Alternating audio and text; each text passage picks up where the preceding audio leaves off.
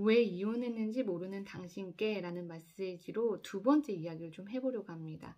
제가 유튜브를 보다가 좀 유명하신 분이었던가 봐요. 놀면서 배우는 심리학이라는 그게 떴어요, 채널이.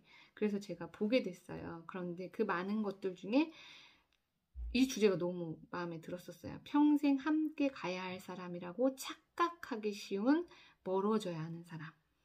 그리고 꼭 결혼해야 하실 분들이 꼭 보셨으면, 결혼하신 분이나 결혼하시고자 하시는 분들이 꼭 이 영상은 보셨으면 좋겠고, 아마 김경일 교수님이 하셨던 말씀이셨던 것 같아요. 근데 그 영상을 보면서 제가 무릎을 탁 쳤거든요. 그런데 거기 댓글 중에 어떤 분이 무릎을 탁 치면서 보셨다고 하는데, 이 영상은 꼭 추천드리겠습니다.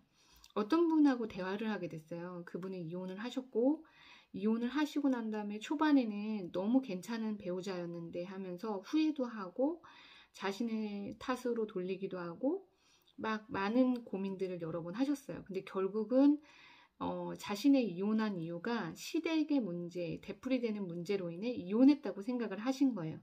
그런데 몇 개월이 흘러서 지나 보니 많은 사람들하고 이야기를 하고 스스로를 돌아보고 그럴 여유가 있으셨어요. 이혼하시고도 다른 일을 바로 하셔야 되는 상황인데도 불구하고 모든 걸 멈추고 자신의 생활을 잘 정리하고 다음을 시작하고 싶으셔서 그 시간을 가지셨는데 저는 그 시간이 되게 필요하다고 생각해요. 많은 헤어지는 분들이 바로 생계를 책임져야 하시는 분들이 되게 많으세요. 그럼에도 불구하고 자신의 것들을 정리하고 나가시는 분들이 많이 계시거든요. 여건이 안 돼서 그러신 분들은 어쩔 수 없지만, 일을 하시면서도 이 정리 부분을 꼭 하셨으면 하는 바람도 있어요. 그분을 보면서 더더욱 그런 걸 느꼈고요. 근데 그분은 이혼하셨던 이유가 시댁에 반복되는, 돈의 요구, 그럼에도 불구하고 돈을 갚지 않은 것들에 대한 그 힘듦이 있으셨던 거예요. 그 이유 때문에 본인이 이혼하신 줄 알았던 거예요. 그런데 나중에 알고 보니 그 이후로 부부 사이가 안 좋아진 줄 알았는데 이야기를 하시다 보니 그분의 이야기가 지금 이 이야기랑 똑같았어요. 제가 그래서 깜짝 놀랐어요. 그분이 그 배우자분하고 살 때 정말로 편안했다고 하시더라고요. 뭐 콘서트부터 시작해서 작은 것부터 큰 것까지 모든 걸 그분이 상대 배우자분이 다 해결을 하셨대요. 그래서 본인은 참석만 하면 됐고 어떤 일들을 본인이 다 이야기하고 그걸 따르기만 하시면 됐었던 거예요. 그렇기 때문에 초반의 결혼 생활은 너무 편안한 삶이었던 거예요. 이런 남자가 없다. 이런 배우자가 없다. 하면서 주변에 자랑을 하셨던 거죠. 그런데 나중에 시간이 흐르고 보니 본인이 이 부부 생활에 본인의 의견이 하나도 없던 거예요. 그걸 나중에 아시게 된 거예요. 이혼을 하고 난 다음에 왜 우리가 이혼을 했지? 그런 시댁의 돈 요구와 갚지 않은 문제, 금전적인 문제 때문에 이혼을 한 거야 라고 생각했는데 이 문제의 어려움 때문에 그 상대 배우자와 자기 의사를 이야기할 때마다 분란이 일어난 거예요.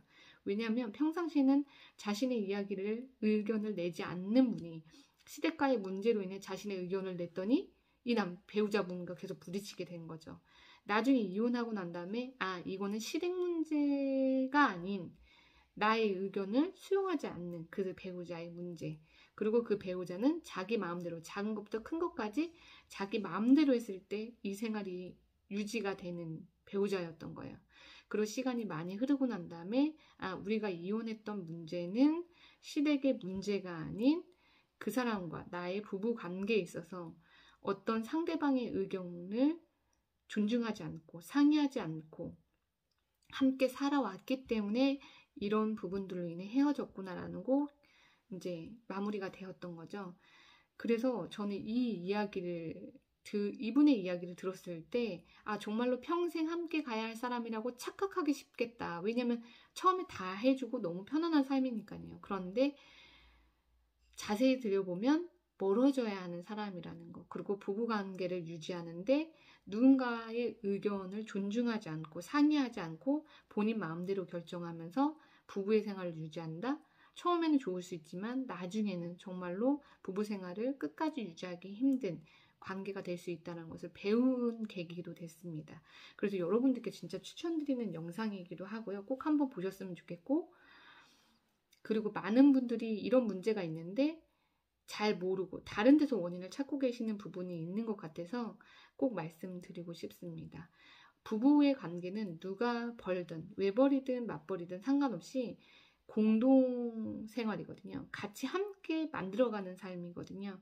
그래서 서로가 존중되어져야 되는 게 당연한 거고, 존중받아야 하고 서로 존중하고 배려가 있어야 건강한 부부 생활을 유지할 수 있다고 생각합니다. 많은 분들이 이 부분을 좀 한 번은 되돌아보는 시간이 되었으면 좋겠습니다.